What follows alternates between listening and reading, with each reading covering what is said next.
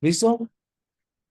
Listo, buenos días, arquitecto Benjamín Barney. Le doy la bienvenida a esta continuación de la conferencia sobre la historia de la arquitectura de Colombia.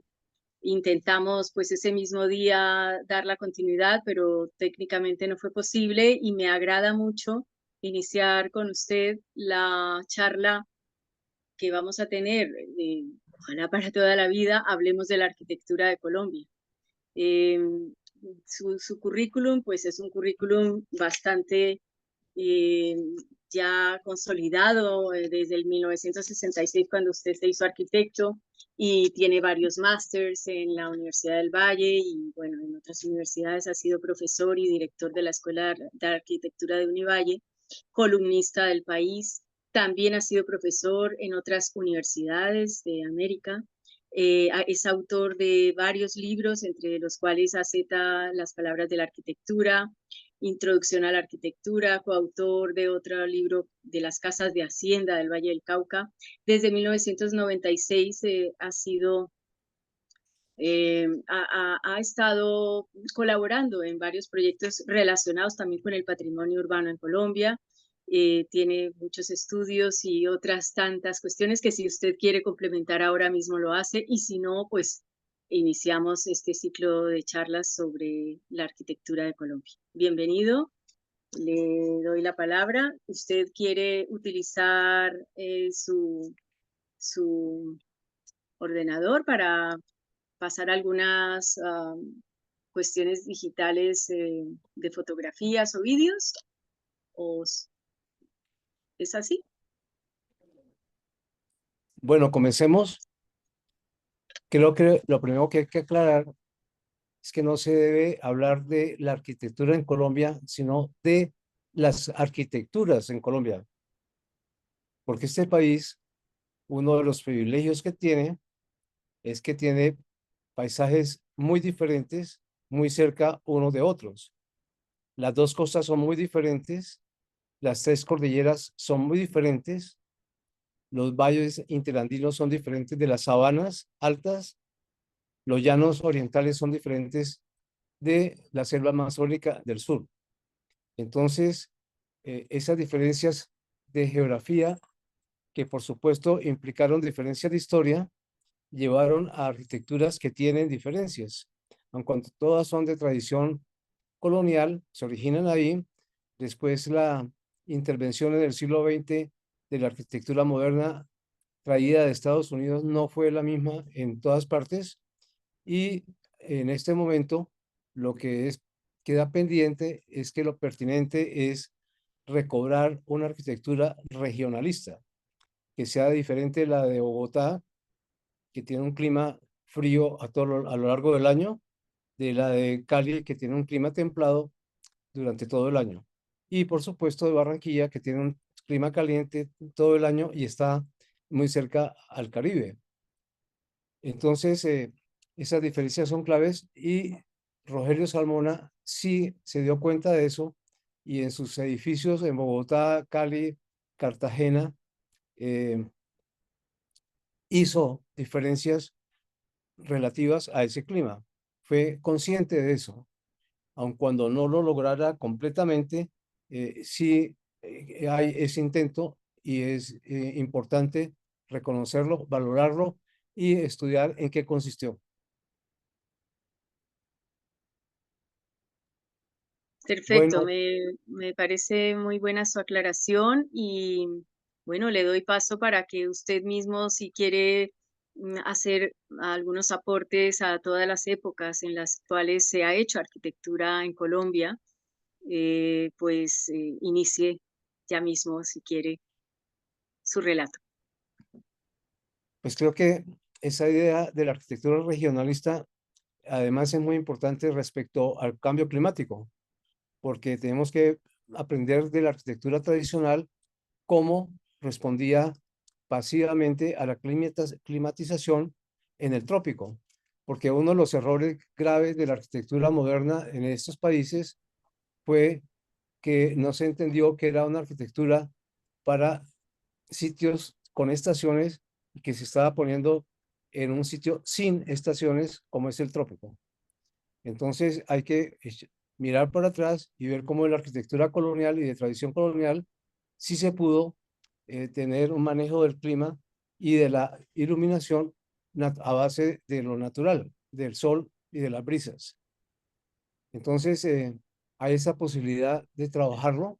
Desafortunadamente, muy recientemente se le está dando importancia y lo mismo está el punto de que en ciudades que crecen muy rápido y mucho, como es el caso de Cali, Bogotá, Medellín, Barranquilla, es importantísimo parar la demolición de todo, valorar lo construido en términos económicos y culturales y proceder a una arquitectura regenerativa que es la que utiliza en cada sitio todo lo que encuentra en el sitio lo más que pueda y que produce muy pocos escombros y que esos escombros se puedan reutilizar para fabricar otros materiales o para hacer rellenos o por lo que sea conveniente, pero no simplemente tirarlos en un basurero. Entonces, esos son los dos puntos que quería insistir. El tercero, y para terminar, es que todo esto implicaría un cambio en la forma como se está aprendiendo, enseñando la arquitectura y el urbanismo en las universidades. En Colombia hay un montón de programas de arquitectura. Algunos han comenzado a hacer exitosamente ese cambio, pero la mayoría siguen enseñando arquitectura, pasando por alto que esta muy recientemente es una profesión que antes era un oficio y que, como pasa con otras profesiones, hay que acabarla de aprender trabajando con maestros. Entonces, eso es muy importante, descubrir esos maestros y por eso mi insistencia en hablar de Salmona, porque tiene su arquitectura mucho que enseñarnos con respecto a una arquitectura regionalista para las diferentes ciudades en Colombia. Sí, ya está planificada la conferencia de de la obra arquitectónica del arquitecto Rogelio Salmona para septiembre. Estamos prontos ya a definir la fecha. eh, por descontado, que es un gran adalid de nuestro país y de su comprensión, como usted bien lo sabe y lo dice, de lo que eran las verdaderas arquitecturas de Colombia. Sobre su experiencia, yo he tenido la ocasión pues de hablar con usted en algunas veces. Me parece que el ejemplo que se da en la arquitectura colonial en el Valle del Cauca sí que resume el respeto, ¿no? Por el clima, y eso pues se lo debemos agradecer también a esa fusión indígena y española que hubo en los inicios, ¿no? De nuestro país. ¿Qué me puede o qué le puede contar a toda la gente que nos está viendo sobre esta situación de aporte de los españoles en esa época colonial? Bueno, la arquitectura que trajeron acá fue la de origen hispano-musulmán. Y al poco de estar aquí, comenzaron a ver que tenían que cambiar y, por ejemplo, se abandonaron las cubiertas planas, las terrazas, y se cambiaron por techumbres, porque aquí llovía más. Durante mucho tiempo, las construcciones fueron, como se ve todavía en el norte de África, sobre todo en Marruecos, terminadas en tierra con color tierra. Solamente hasta el siglo XVIII se comenzaron a encalar y principalmente, igual que allá, se encalaba adentro para tener limpieza y más luz. Solamente después se le dio ese color blanco que caracteriza a toda la arquitectura colonial y de tradición colonial en Colombia, a excepción de Cartagena, que como otras ciudades del Caribe tenía por lo contrario colores. También es interesante que en algún momento hubo mucho un color amarillo y que a raíz del paludismo se había impuesto porque aleja los mosquitos. Y entonces todas las ciudades, el centro de Cali tuvo montones de edificios amarillos y después, claro, se descubrió que abajo eran eh, encalados blancos o que otros estaban pintados, sobre todo los edificios hechos posteriormente a la Segunda Guerra Mundial, eran grises claros porque estaban pintados con sobrantes de pintura de barcos de guerra que era gris. Ese es el cuento y parece razonable. Y por supuesto, algunos se ha logrado que se pintan otra vez de blancos que se ven mucho mejor. Entonces hay esa tradición fuerte, los avatares que ha tenido en su camino, y hay que aprender de todo eso para llegar a ver qué tipo de arquitectura es la que se debe hacer, y ese regionalista, entonces es importante entender qué se está entendiendo por regionalismo. Sí, sobre su denominación de la influencia de la arquitectura hispano-musulmana, bueno, es importante también reconocer que toda la arquitectura que se hizo durante la época de invasión musulmana en España, pues tenía origen en Grecia y en Roma, y que desde allí fueron Carlos I, Felipe II, Carlos II, quienes hicieron lo que se ha llamado el primer código de urbanismo de la Edad Moderna, aplicaron bajo sus ordenanzas y sus leyes pues una cantidad de recopilación que ponían detalladamente medidas, formas que seguían trazados urbanos, etcétera. Y bueno, pues quería un poco que me comentara sobre esta apreciación que yo le hago. Creo que la influencia más importante es la musulmana, la que pasa en el sur de España, sobre todo en Andalucía, eh, porque es como más auténtica y más pertinente a lo de acá. No en vano, a, a este país se lo llamó la Nueva Granada. Entonces, uno puede rastrear con los personajes importantes que vinieron en la conquista, en la colonia, muchos de origen andaluz, en las palabras que se utilizan en la arquitectura, que hay un montón que son árabes y que todavía se utilizan en la arquitectura en estos países. Y porque eso es lo importante, mucho más que la parte castellana. Habría que investigarlo mucho más, pero por ejemplo, en el trabajo que hicimos sobre las casas de hacienda en el Valle Alto del Río Cauca, y después visitando cortijos y haciendas en Andalucía, descubrir, por ejemplo, que mientras que allá eran cerrados para protegerse de invasores, aquí eran abiertos porque no había ese problema, y eran abiertos al paisaje, y meten el paisaje estupendo, lleno de vegetación, abundante vegetación, lo mete a esas casas mediante patios abiertos, no cerrados.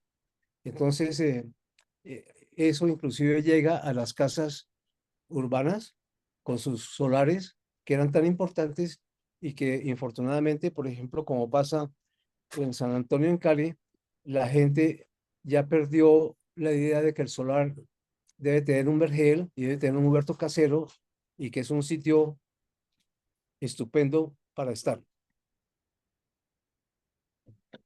Sí, en todo caso, pues cuando se habla de la época colonial, pues hablamos de tantos años en los cuales las oleadas de viajeros desde la España, pues iban determinando para muchos de ellos la escogencia de regiones similares a las cuales ellos habitaban acá, entonces en España. Entonces, pues generalmente también los usos y costumbres de la propia arquitectura de cada uno de esos grupos de inmigrantes o de nuevos habitantes en el territorio también determinó, como usted lo dice, la influencia andaluza en la región, por ejemplo, del Valle del Cauca, porque ellos buscaban, los españoles siempre buscaban regiones similares. De hecho, gallegos y norteños de las zonas pues del País Vasco y siempre escogían las montañas para vivir.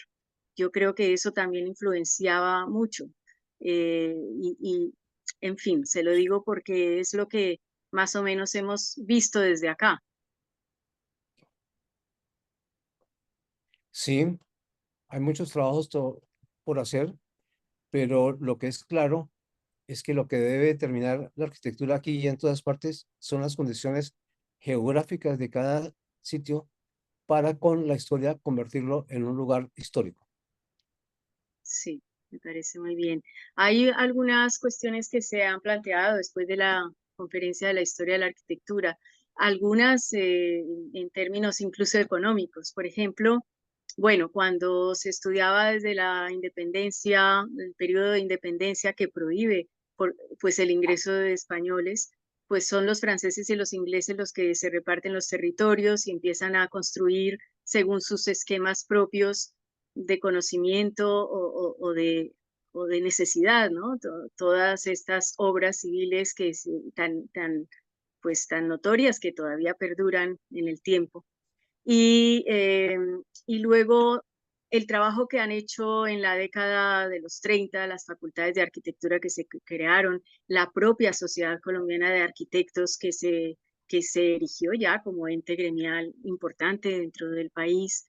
También la creación de los ministerios, entre ellos el de Obras Públicas, pues hizo que esa década de los 30 fuera importante. Y allí es donde también, por ejemplo, desde la Cámara Colombiana de Comercio en España hemos entendido que dado que Colombia se abrió al mundo en los años 30, propiciando la inversión extranjera de cualquier país, que de hecho facilitó que el Valle del Cauca recibiera oleadas muy altas de inmigrantes pues extranjeros, porque por el puerto de Buenaventura se accedía inmediatamente a Cali. Bueno, eso hizo que pues llegaran tantos ejemplos que nos sorprendía cuando se relataba quién eran los arquitectos que habían construido las mejores obras en Colombia en esa década de los 30, 50.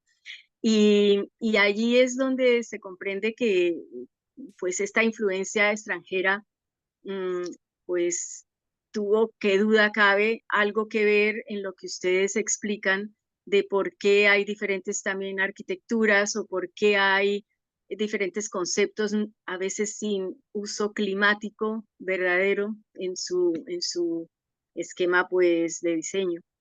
Y bueno, y les sigo comentando otras cuestiones pues que se pusieron eh, sobre la mesa con lo de los planes de Le Corbusier, que llegó pues por los años 50 con su plan Wiener Cert, y también otros aspectos que tienen que ver con pactos urbanos que se hacían pues en la época ya de gobernantes que eran mucho más conscientes de la importancia del urbanismo, de la propia arquitectura. Y bueno, para finalizar esto que le pregunto, que porque en la década de los 70 se toman importantes medidas financieras que hacen que Colombia se convierta en un país donde el café, que había sido el monocultivo que nos dio tantas riquezas, pues dejara lugar a lo que se llama hacer un motor de desarrollo económico con la industria de la construcción. Le digo, estos son algunos de los aspectos que se han comentado después de la charla y también, para terminar, lo que le digo es que